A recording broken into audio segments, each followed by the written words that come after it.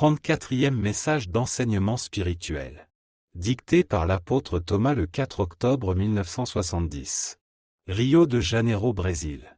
L'ensemble des âmes incarnées qui composent l'humanité terrestre a un devoir à remplir en ces dernières années du siècle, un devoir librement accepté lorsqu'elles se préparaient à l'incarnation présente. Ce devoir consiste surtout dans l'effort qu'elles doivent faire pour aider à éliminer de l'aura magnétique de la Terre toute la noirceur qui s'y est accumulée au cours des siècles par suite des vibrations négatives émises par les mentalités inférieures qui ont vécu sur la Terre. De ce cercle noir qui existe autour de la planète, de nombreuses idées négatives se détachent et sont projetées dans l'environnement terrestre, influençant les esprits plus faibles ou moins évolués à commettre des actes gênants ou nuisibles pour les âmes qui ne se doutent de rien. Il est donc nécessaire que toutes les âmes incarnées fassent un effort pour aider à diluer dans l'espace cosmique le volume des vibrations négatives qui ont eu une telle influence sur les âmes incarnées dans le passé et aussi dans le présent. Cela se fera dans la mesure où les vibrations positives de l'environnement terrestre seront augmentées par les prières des âmes incarnées.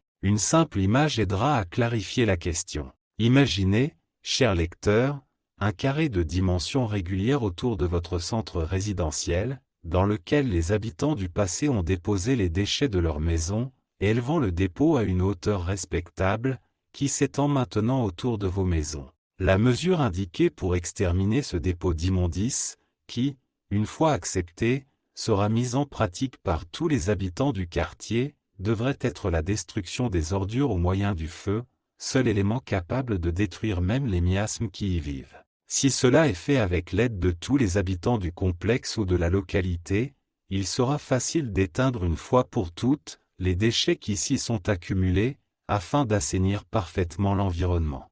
Eh bien, chers lecteurs, le volume de vibrations négatives qui forme le cercle noir autour de la Terre doit également être détruit par la lumière produite par les prières quotidiennes des âmes incarnées, agissant sur lui comme une autre sorte de feu, car il l'est réellement, et sa continuité aboutira à l'extinction de la masse noircie qui entoure la planète. Mais vous voyez, chères âmes, que vos efforts seront récompensés par le fait que votre esprit recevra un volume de lumière égal à celui que vous avez projeté sur les déchets mentaux qui se sont accumulés autour de la planète. Le Seigneur Jésus éclaire et remercie les âmes incarnées pour ce service précieux, en raison du grand bien qui en résultera pour les âmes qui le font, d'abord, et ensuite, pour toute l'humanité. La loi de compensation fonctionnera à cet égard, comme elle le fait pour tout le reste. Lorsque le moment sera venu pour chaque âme incarnée de retourner sur son plan spirituel, elle se réjouira de voir à quel point ses efforts mentaux ont contribué à débarrasser la Terre de son atmosphère négative.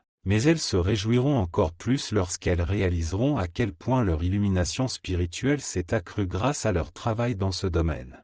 C'est comme si vous aviez pris soin d'une zone improductive autour de votre maison et que vous l'aviez laissée complètement propre et prête à produire des aliments sains pour ceux qui restent. Tout effort fait sur Terre au profit de la communauté est largement récompensé dans le monde des esprits, où tout est minutieusement enregistré par les vibrations même des âmes qui font ces efforts. De même, les mauvais comportements des âmes au cours de chacune de leurs incarnations sont enregistrés dans le monde des esprits, et ceux qui ont donné lieu à de tels enregistrements en souffrent beaucoup.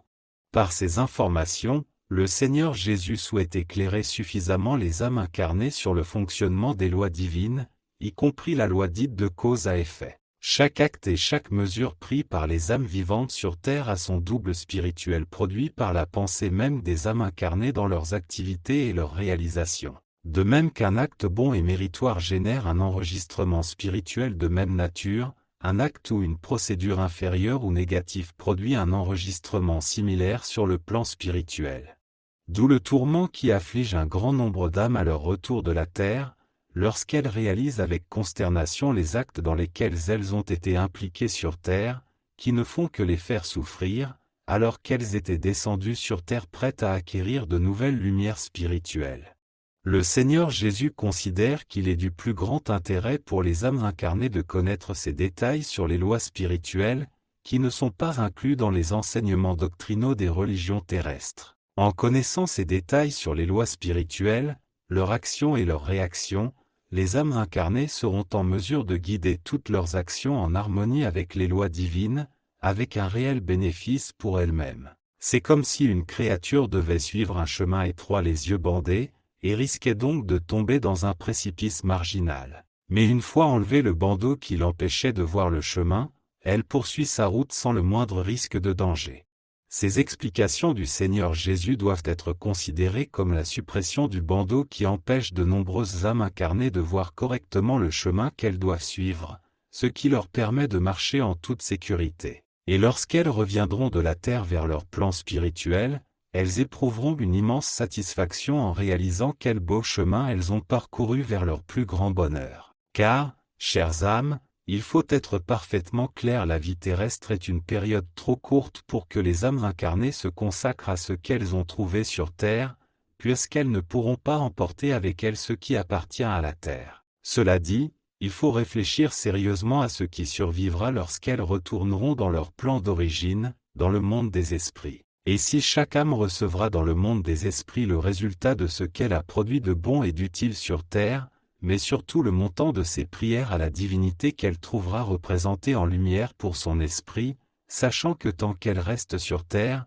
tout porte à croire que chacun devrait essayer de produire le plus de lumière spirituelle possible, pour sa plus grande joie et son plus grand bonheur pendant les 100 ou 200 ans qu'il attendra dans le monde des esprits. Une nouvelle occasion de revenir sur terre. Sachant cela, parce que c'est vrai, chaque âme incarnée ferait bien d'examiner son passé pour voir ce qui doit être corrigé et abandonné, afin d'élaborer un plan de vie capable de contribuer de manière décisive à son bonheur présent et futur. Le bonheur présent, parce qu'il supprime certains faits qui pourraient vous apporter de la souffrance, et vous évite ainsi de vous en préoccuper, et le bonheur futur, parce que vous avez la certitude qu'en vivant en harmonie avec les lois divines, en ne pratiquant que ce qui est juste et bon, vous vous construirez un avenir spirituel de paix et de bonheur que vous n'échangerez jamais contre tout l'or de la terre.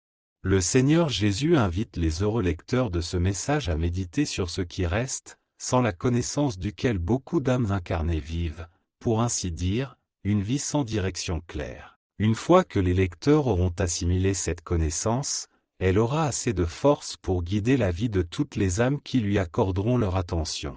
L'absence de cette connaissance par plusieurs générations qui ont vécu sur Terre pourrait être responsable de la réduction de l'avancement spirituel qu'elles ont réalisé au cours des siècles, alors qu'elles auraient déjà pu atteindre le plus haut niveau d'évolution.